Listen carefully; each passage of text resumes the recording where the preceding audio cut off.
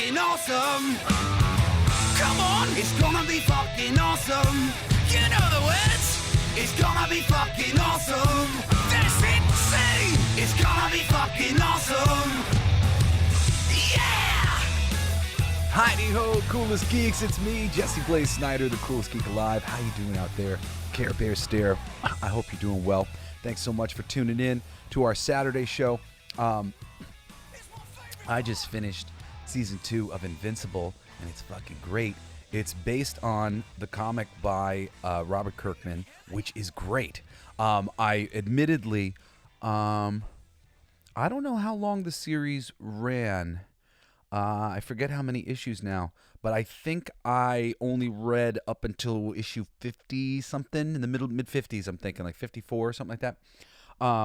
So I have to finish because I loved it. It just so happened it was one of those series that I was reading at the time when I was reading comics, really regularly, and then I stopped because money got really tight. And I think I've talked about it before. Don't do what I did. When money gets tight, don't end your comic book hobby completely.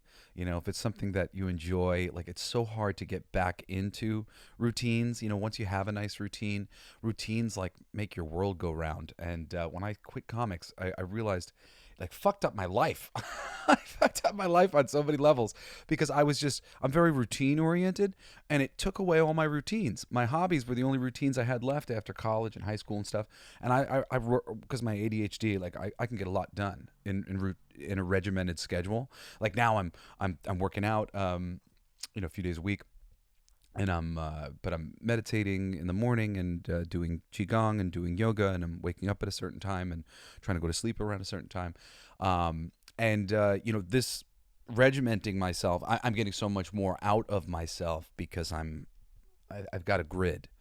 And it's good. It's nice to have a grid, and I highly recommend. Comics is just such a wonderful thing. Just waiting a month for the next installment of that thing, and going to the store, and it's just a lovely little hobby, to have for yourself, of just looking at beautiful things.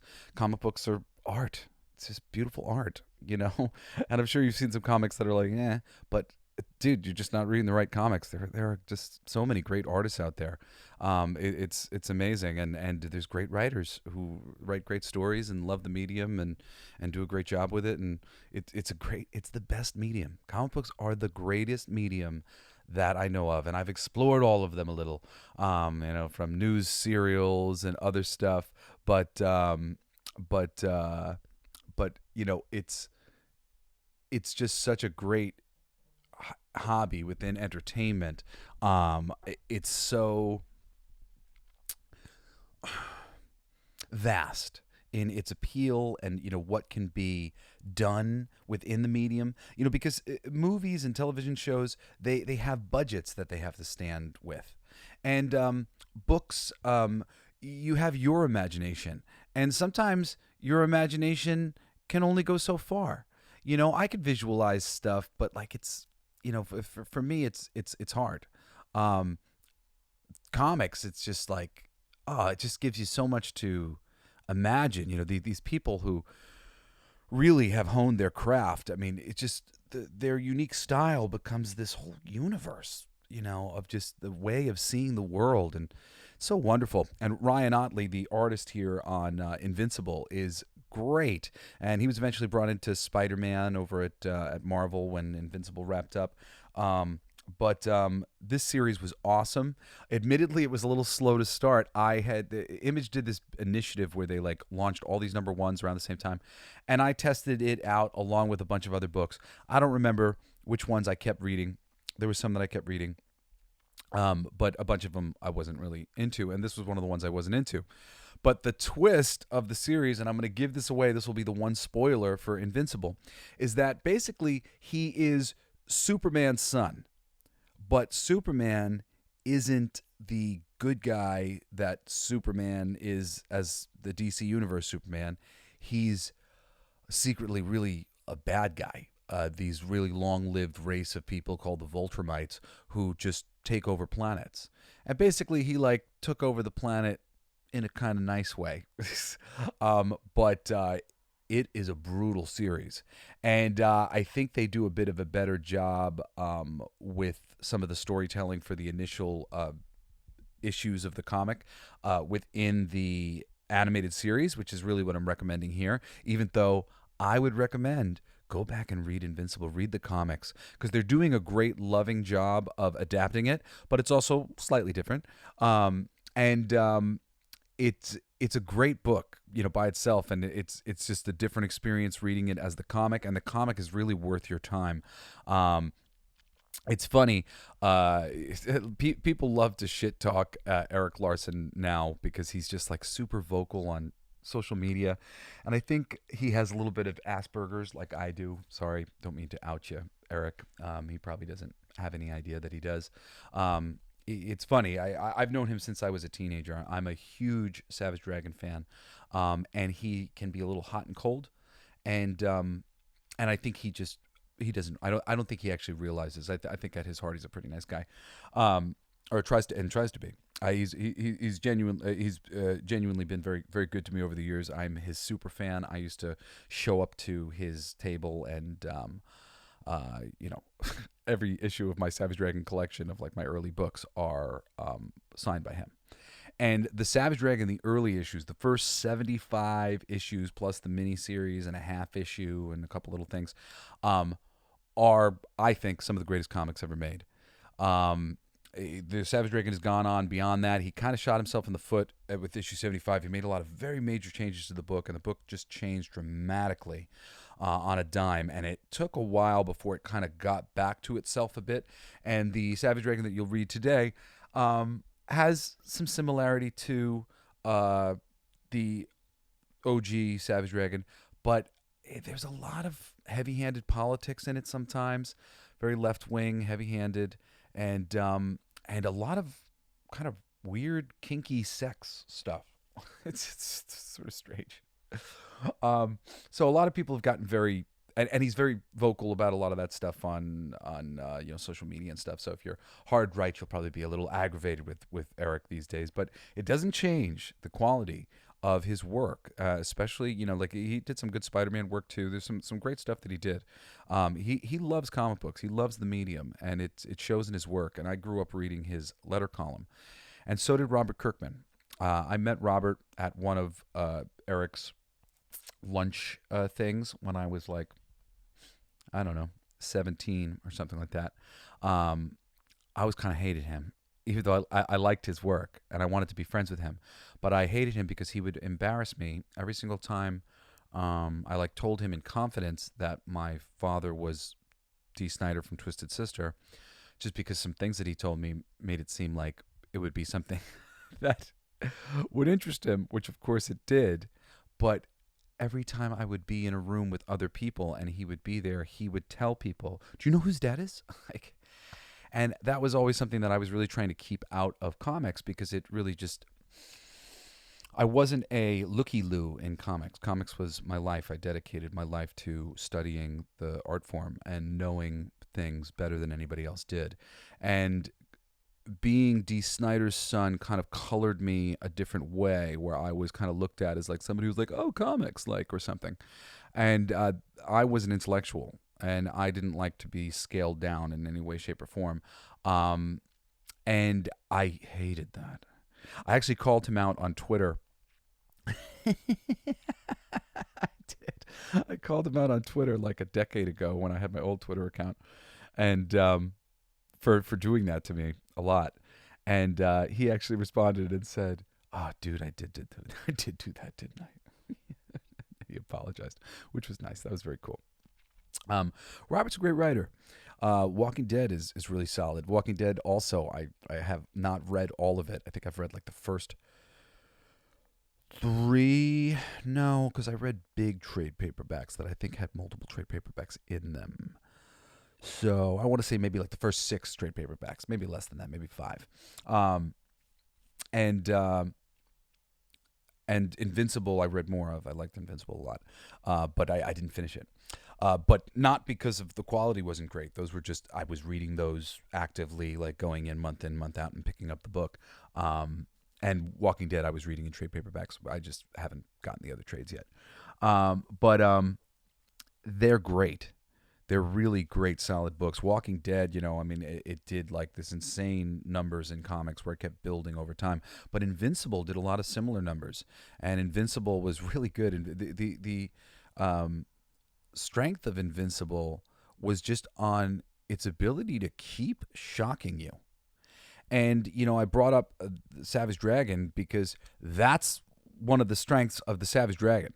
The Savage Dragon was irreverent. It just had a bit of a sense of humor about itself and a sense of humor about what it was doing and the world that it was in and, what kind of stories it was emulating.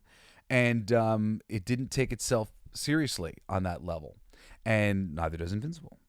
And it had an ability to shock you with its violence and just sort of like keep managing to raise the stakes over and over again over time, to the point where you would keep going, wow, how are they going to fucking top this?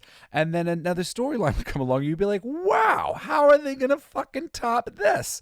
Which honestly, I can't wait to read the issues of Invincible that I haven't read. Like, I know it's like wrapped and there. I've only hesitated because I'm not sure what graphic novel I would be in the middle of or whatever. I'm not certain. I got to go back and research and figure out which specific issue I stopped on so I can buy the trade paperbacks to finish it. But I know that he figured out some way to fucking top what he'd been doing before. And I mean, it's great. And the thing that is there the most with Robert Kirkman and Invincible is his ability to bring heart to characters over and over again.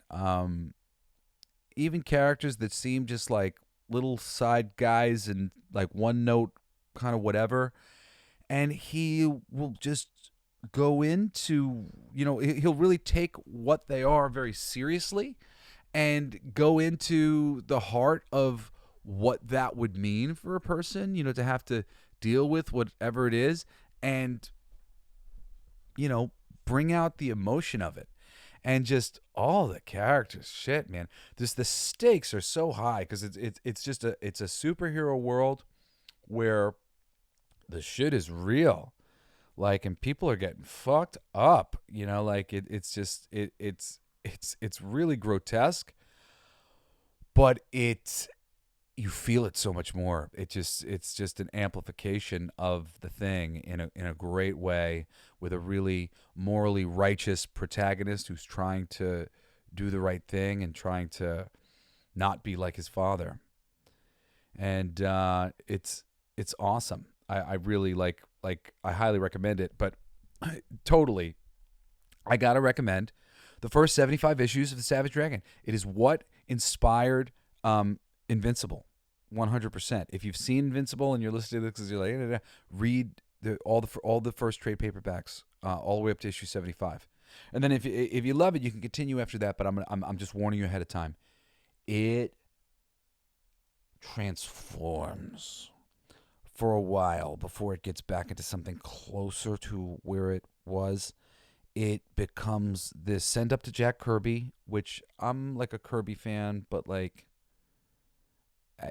It didn't. His Jack Kirby ode didn't necessarily like make me excited. The book gets a lot of exposition all of a sudden because he was criticizing Marvel and DC for not explaining what was going on in their books.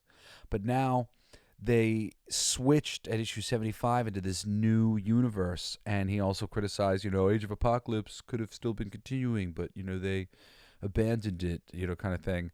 And like, imagine that kept continuing. Well, that's basically what he did. He like made himself an Age of Apocalypse, and then just made the world continue from there. And then he had to explain it with every issue, and explain to all the people that he was a Savage Dragon from another universe, not this universe. And there's a Savage Dragon in this universe who's an evil universe, and oh my God, and like, we're stuck here, and we're never gonna go back on this. It sucked. Everything that we loved about the other book and all of the possibilities that were there and characters that were in the backgrounds and things that we hope to see again, it all just went away. No fun. But the first 75 issues plus the miniseries at the beginning with the half issue and stuff, if you get like the initial trade paperback of the original miniseries and then the first 75 issues worth of trade paperbacks, you will be a very happy person, I promise you. They are fun and funny and grotesque and cool and badass and awesome and irreverent and just some of the best comics you'll ever read. And that's how me and Robert Kirkman bonded. We were big Savage Dragon fans. He was doing Battle Pope at the time, which was a really cool book as well. Good one by Robert, worth checking out. And he's a sweet guy. Lots of people do the thing where they like, oh my God, like he just, I should have known that, you know, he was a fanboy. And like, I am a fanboy very selectively. I'm like very, very picky. But I was a fanboy for Eric. And I'm a very kind of cool fanboy because my dad's a celebrity. So, you know, I've learned, you know, the people who you don't want to push away, get this guy away from me, are the people who are earnest and cool and kind and respectful. So I always try to be that. And, you know, I don't fault Robert for just being affected and being somebody who was like, this is a cool thing, I want to tell everybody, and not realizing how it would affect me. So I don't hold a grudge against him. But yeah, man, I recommend the Savage Dragon all the time, and I bring this story up just to give weight to my love of it. The biggest comic book adaptations of all time, and Invincible is going to go on to do more. I know it will on film and stuff. The animated series is incredible, and the people are going to be talking about how incredible the animated series is, and eventually they're going to do a live action, and it's going to be fucking awesome. I'm excited about it. And The Walking Dead, which, I mean, it's still going, but I only watched the first few seasons of it because it got off the comics and in a big way, and I was just kind of like, fuck this thing, and started doing like random shit, and I wasn't into it anymore. You know, cool if you are, but anyway, it's still a juggernaut thing. I like you know, so like I'm telling you, Savage Dragon is majorly fucking awesome, important comic book. Like, you should read it. This is Robert Kirkman would tell you the same thing. He'd tell you the same thing. So just making that recommendation and recommending all the Invincible comics and recommending all the Walking Dead comics. So much better than the series. If you're a Walking Dead fan, Walking Dead, go read the Walking Dead comics. They're awesome. They're awesome. The Shane stuff in the beginning of the show is a little bit better in the first season with because he killed Shane off a little early because he you know, he didn't know how long the book was going to go for, but the book did manage to hang in there and just keep kicking ass. Anyway, what can I tell you about the show specifically? Oh yeah, I wanted to tell you about some of the actors and stuff. Steve Yeun, I think is the dude's name, who plays Invincible. Is great. You know, just awesome performance of Rick Grayson. You know, Rick is, you know, just your protagonist, and he's a great character, man. He's just a solid guy who wants to do the right thing, and he's got all this power, and he's trying to figure it out in a really rough world where rough things keep happening. And it's awesome. It's really cool to see it done so well. I mean, this animated series is just so lovingly adapted, and obviously because Robert's in there and he's writing a ton of the episodes, apparently. Like, I was trying to figure out, there's not enough credit, so like I couldn't figure it out on IMDb exactly specifically how many he had written. But his name was coming up just by itself, written by, not created by, written by, not executive produced by, written by. And he's a great writer. I've only ever read one comic by him that I thought was fucking awful. He wrote, for a little while he wrote this Marvel team-up book, which was great, except for one issue. One issue, Blade and the Punisher like met up and they were fighting each other. And it was just like the lamest exchange of all time. And knowing Robert a little bit, I'm just sort of like, you know, like, because it's like lighthearted and fun and like tongue in cheek and most of the things he does. But like with Blade and the Punisher, like that doesn't work. It's got to be like cutthroat cool. It was so stupid. It was such a stupid issue. like laughably stupid. It was like, what is this? No, don't write the Punisher or Daredevil, please. I mean, the Punisher or who was Blade, please. I think he did a Punisher 2099 as well. That was like really awful too. It was just, or just one of those 2099s that he did wasn't good. I mean, that's a great track record, honestly. He's like, and his good stuff is fucking incredible. And his less than good stuff is all great. You know, it's really, he's got a nice writing style. It's all lighthearted fun. Battle Pope's fun. All the stuff that he did for Marvel was really fun. You know, and some of it's forgettable, but fun. You know, the Marvel team up stuff is fun and memorable. And other than I hate that my most memorable thing with it, though, was how terrible the damn Blade Punisher thing. I was just surprised how terrible it was. I was just like, this is not good. Robert's not a good fit for this. Even though he's done really badass characters in The Walking Dead. I don't know why.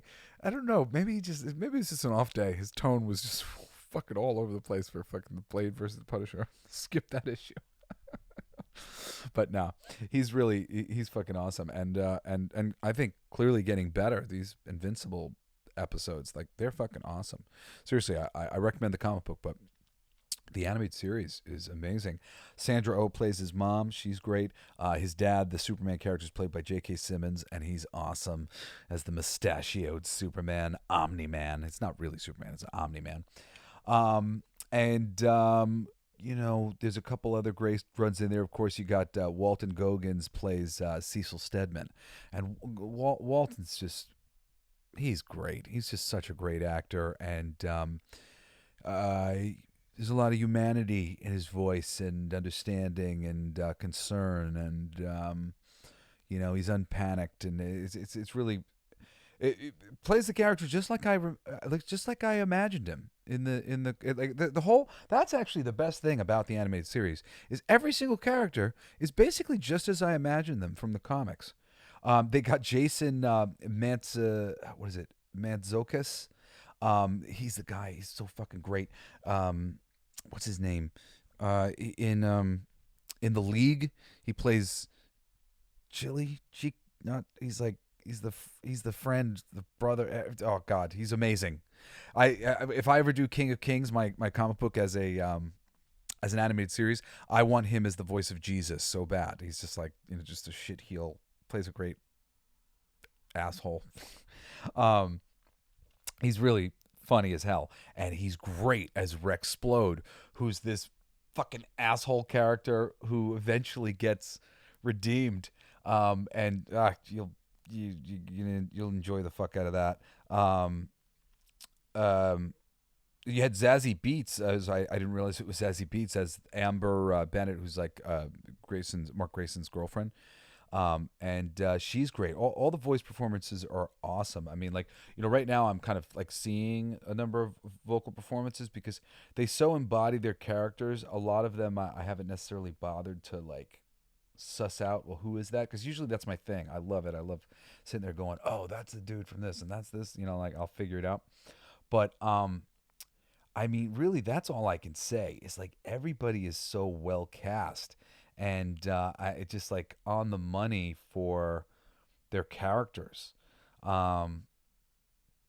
There's so many great moments and sort of you know, cut to this, you know, like in the Invincible comic, it was always like there would just be sort of glimmers of things going on, and then eventually you would get some more information about them eventually, and it was always very satisfying because like a lot of things would be waiting in the wings. This was something that Eric Larson did all the time. There would just be all these different seeds planted, and then eventually Eric would do something with some of the seeds he planted, and you'd be like, oh man, this is fucking awesome. Seth Rogen as Alan the Alien is great. I know like Seth Rogen's become like a whooping boy of late, but he is perfectly cast as Alan the Alien. So perfect as Alan the Alien. Really, like that's one of my favorite ones. Sterling K. Brown as Angstrom Levy, who shows up. I don't know if he shows up in the first season too. I think maybe he does. But that's great.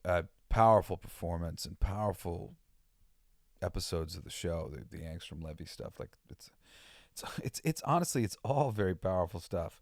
It's really great. And then like even people like Ben Schwartz as Shapesmith, who's like a shape-shifting Martian. Ben Schwartz, his character's performance, it's like just like I imagined it in the comics. Just the type of voices that I had in mind for all of these characters, they nailed it. It's really just like fucking killer. There's so many. I'm like hesitating to give you all of it, but I mean, Reginald Vell Johnson's in here, and fucking Marshala Ali's in here, and I mean, there's tons of people who are in the cast that making cameos and whatever here or there, and they're great. It's just all really well cast. John Hamm. I mean, it's really like it's crazy how many cool Rhea Seehorn. Just so many fucking cool people in the voice cast. It's like it's honestly like it's shaping up to be maybe one of the best animated series of all time as far as I'm concerned. Like, it's really good if they keep honoring the book and go through and take their time and don't rush this shit. Like, man, it's really gonna be something. And it's like a marquee something. Up there with Batman the Animated Series and shit, like, something really great. And it's brutal. It's so fucking brutal. It's like I gotta wait for my kids to get older to show it to them, because it is really brutal. Oh, cool. Chad L. Coleman. I like him. He's a dude from The Wire and a lot of other things. He plays Martian Man. There's just so many. Jeffrey Donovan played Machine Head. Just so many fucking cool actors in this damn movie. I'm just like there's so many characters in Invincible. So I mean, it's like opportunities. Digimon Houston. Oh man, just like so many. Michael Dorn. Oh yeah, I remember that. Michael Dorn plays Battle Beast. Battle Beast is great. Battle Beast, totally. Imagine with a Michael Dorn voice. Fucking awesome. Lenny James is Darkwing. Phil Lamar. Oof, there's so many freaking great people. Oh, Josh Keaton, too. He played Spider-Man in one of the earlier Spider-Man things. He's been in there. Oh, man, they really just, like, there's so many great people in here. So many great people. Justin Rowland showed up and did a voice. Ella Purnell, who I just started watching in Fallout. First episode of Fallout was pretty great. Really good. Mai Whitman. There's a ton of people, man. It's just like crazy. I'm just like, it's like silly to just keep shouting out random names. They did a special with Adam Eve. Make sure you watch that. The Invincible special with Adam Eve. It kills. It really just like is brutal. It's great. The first 2 seasons of the show are excellent. They're wonderful adaptations of the source material. It feels right.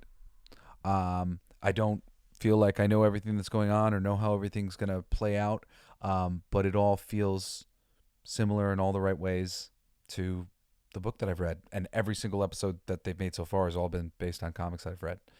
And it's great. Like, I'm like, oh man, I can't wait to get to Conquest. Can't wait to get to this. Can't wait to get to that. Looking ahead to different bits of the storyline, as you watch, and you're like, oh, cool, because Battle Beast is going to come back, and like, there's so many things that, come back around and are just quite cool. And honestly, this inspires me. I'm going to, that's going to be my mission. I'm going to have to pick up the remaining issues of Invincible for myself so I can read the conclusion of the series. Anyway, this concludes another fucking awesome episode of the Coolest Geek Alive Saturday edition. I think you guys know now I got a Monday night music show called All Your Favorite Bands Suck. You can check that out. Would be awesome if you did. Last time I did the Detroit Cobras. They're awesome. They're a new band for me, but their singer passed away a couple years ago, and I felt like well, let's honor that singer and do it because I was freshly into it and I was like, put my enthusiasm into some shit. I think I may be doing Kid Rock this coming Monday. Yeah, tons more great music coming. There's tons of different episodes on different bands, so go in and look and see all the bands that I did. Also, I told you Fucking For Our Future is live. No, well, it's not like live on Kickstarter in that you can pay for things, but it's live on Kickstarter in that it's searchable. And if you type in Fucking For Our Future to Kickstarter, you can sign up for notifications right now and be notified in about 30 days when it goes live. Less than that now. Anyway, and you want to be notified because we've got like a special early boob special. It's really funny. It's all very funny. Our book is like intellectual and interesting and funny and unlike anything that anybody's ever done before. So put all your expectations aside and be prepared to laugh at something really interesting and cool. Anyway, of course, we got another episode coming up on Wednesday, and I hope you'll join me again next Saturday for probably another coolest pick from the coolest geek alive, motherfuckers. I love you all. See you next time. Peace. You've been listening to Coolest Geek Alive with me, your host, Jesse Blaze Snyder. Don't forget to rate, comment, and subscribe for more excellent geek culture content. Thanks for listening. It's my favorite part!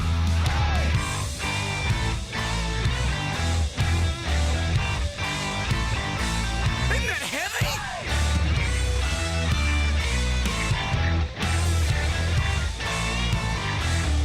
I played that! It's gonna be fucking awesome! Coolest alive! It's gonna be fucking awesome! Stay with your tribe! It's gonna be fucking awesome! Revenge of the Geeks! It's gonna be fucking awesome. Week after weeks. It's gonna be fucking awesome. Laughing with you. It's gonna be fucking awesome. And crying sometimes too. It's gonna be fucking awesome. Spelling it out. It's gonna be fucking awesome. Making you shout.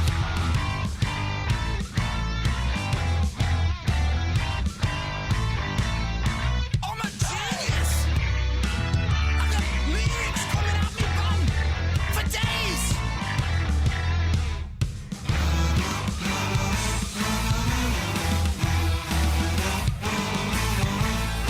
You like that? It's a kazoo solo.